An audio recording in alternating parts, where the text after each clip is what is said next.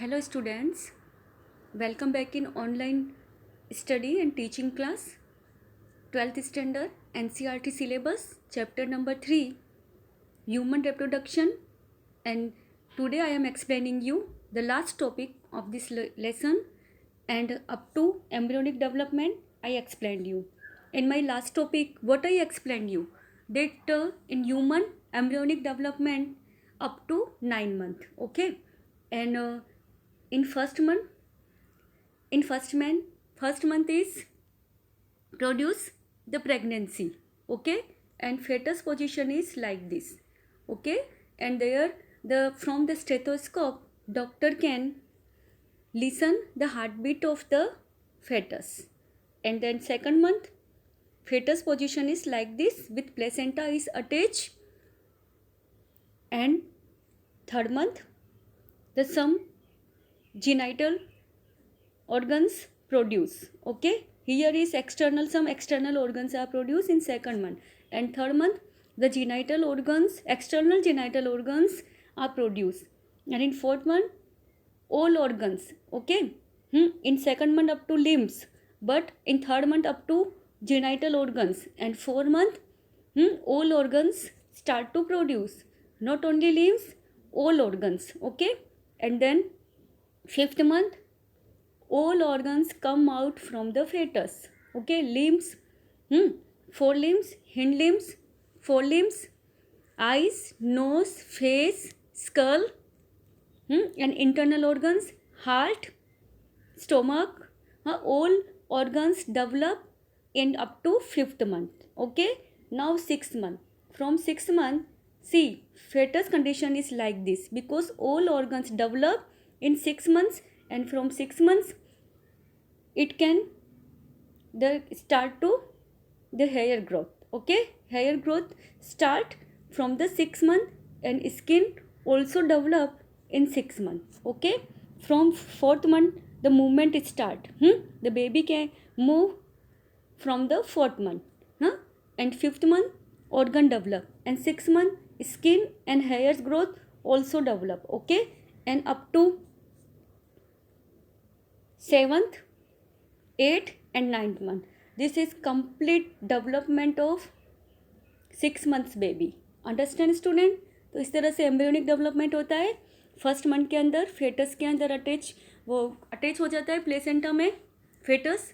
उसके बाद में उसकी जो प्रेगनेंसी पोजीशन है कि फीमेल प्रेग्नेंट है वो फर्स्ट मंथ में के एंड तक पता चलती है। फिर सेकंड मंथ में उसमें डॉक्टर्स जो होते हैं स्टेथोस्कोप से हार्ट बीट भी सुन सकते हैं, और उसके अंदर ब्रेन का डेवलपमेंट स्टार्ट होता है।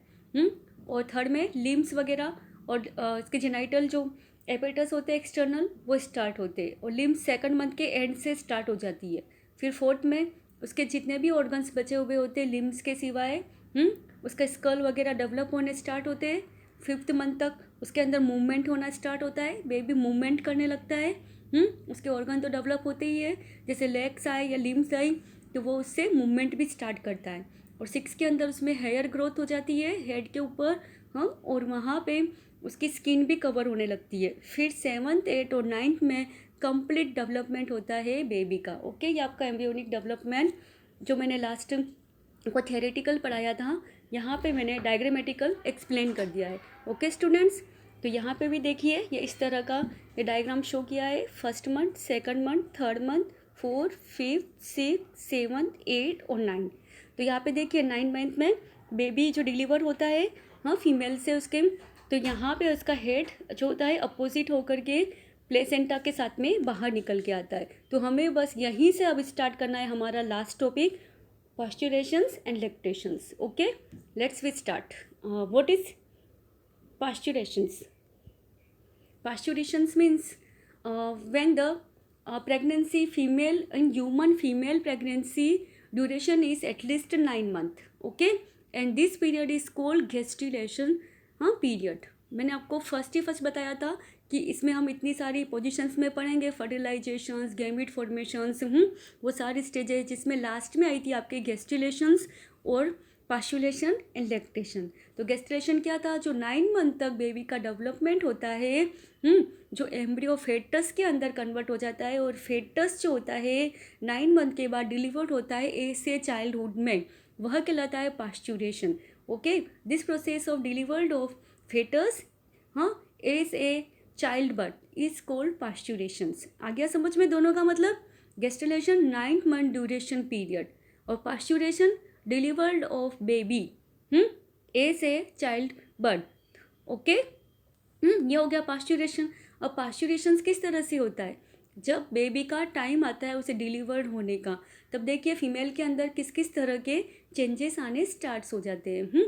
पास्चुरेशन in the originate from the fully developed fetus and the placenta which induced mild uterine contraction called fetal ejection reflex। ठीक है, मैंने आपको उस टाइम हार्मोन्स बताए थे जिसके अंदर रिलैक्सिन हार्मोन होता है, एक ऑक्सीटोसिन। तो ऑक्सीटोसिन जो होता है, रिफ्लेक्सिन जो होता है, वो कॉन्ट्रेक्शंस करता है यूट्रस की, जो उसकी वॉल्स होती है उसके अंदर कॉन्ट्रक्शन स्टार्ट होता है, क्योंकि बेबी वहाँ से मूवमेंट करके उसका हेड जो होता है वह हेड के थ्रू डिलीवर्ड होता है। तो वहाँ से वो मूवमेंट होने के लिए यूट्रस के अंदर बहुत सारे कॉन्ट्रैक्शंस होते हैं, वो धीरे धीरे ऊपर से नीचे की तरफ आना स्टार्ट होता है। और उसके उसे बोलते हैं फेटल इजेक्शंस। और उसके लिए वहाँ पे जो पिट्यूटरी ग्लैंड के अंदर ऑक्सीटोसिन जो हार्मोन होता है वो रिलीज़ होना स्टार्ट होता है। और ये ऑक्सीटोसिन जो होता है यह उसकी यूटेराइन मसल्स को स्ट्रॉन्ग बनाता है, उसके कॉन्ट्रैक्शंस को कंटिन्यू रखता है, जिसमें फीमेल के अंदर कॉन्ट्रैक्शन जैसे जैसे बढ़ेगा बेबी का मूवमेंट ऊपर से नीचे की तरफ होगा, उसका हेड जो होगा वह मूव होना उसकी बॉडी से, फीमेल की बॉडी से स्टार्ट होगा। और वहाँ से ये कॉन्ट्रैक्शन जो होता है इसके कंटिन्यू रिजल्ट से ही जो होता है वह स्ट्रॉन्ग से स्ट्रॉन्गर होता जाता है, और बेबी जो होता है वह यूट्रस से बाहर आ जाता है बर्थ कैनाल के थ्रू, जो कहलाता है parturition. Understand? This let's through expulsion of the baby out of the uterus through the birth canal, pasturation. Understand? Soon after the infant is delivered, the placenta is also expelled out of the uterus. Okay student, यहाँ पे समझ में आ गया कि पास्चुरेशन क्या होता है, किस तरह से होता है। ठीक है, फिर वह यूट्रस के जो प्लेसेंटा के साथ में ही बाहर आ जाता है फीमेल की बॉडी से, मूवमेंट करके कॉन्ट्रैक्शंस के ऑक्सीटोसिन नाम के हार्मोन से और रिलैक्सिन से बाहर आने के बाद उसके साथ जो अम्बिकल कोर्ड्स से अटैच था वो न्यूट्रिशन फूड के लिए, उसे डॉक्टर्स कट कर देते। और कट करने के बाद वो बेबी अपनी मदर्स से की बॉडी से इंडिविजुअली वो डिफरेंट हो जाता है, अलग हो जाता है। अंडरस्टैंड? अब इसके बाद में क्या होता है, बेबी डिलीवर्ड हो गया, पास्चुरेशन हो गया, उसके बाद में प्रोसेस आता है lactation. What is lactation? The mammary glands of female undergo differentiation during pregnancy and start producing milk towards the end of pregnancy by the process called lactation। कि फीमेल की बॉडी से जब बेबी बाहर आने लगता है तो उससे जो उसके 7th 8th 9th मंथ के अंदर जो डेवलपमेंट होते हैं उनमें से एक डेवलपमेंट उसका होता है कि मिल्क ग्लैंड जो होती है उसकी, जिसे मेमरी ग्लैंड्स बोलते हैं चेस्ट के अंदर, वो डेवलप होनी स्टार्ट हो जाती है।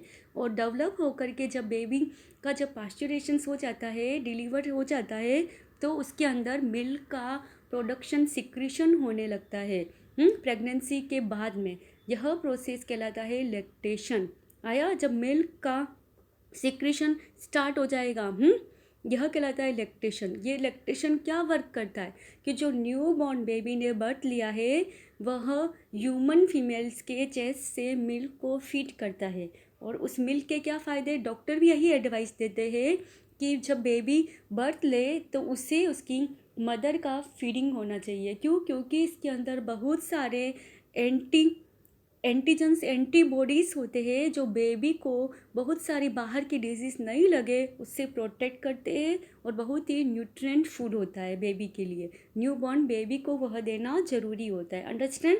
तो आज आपका लेसन फिनिश हो गया है, जिसमें मैंने आपको 3 टॉपिक्स बता दिए थे। ये लास्ट टॉपिक था parturition and lactation. What is gestation, what is parturition and foetal injection reflection, how it's occurs, and baby when baby delivered, after delivered the lactation.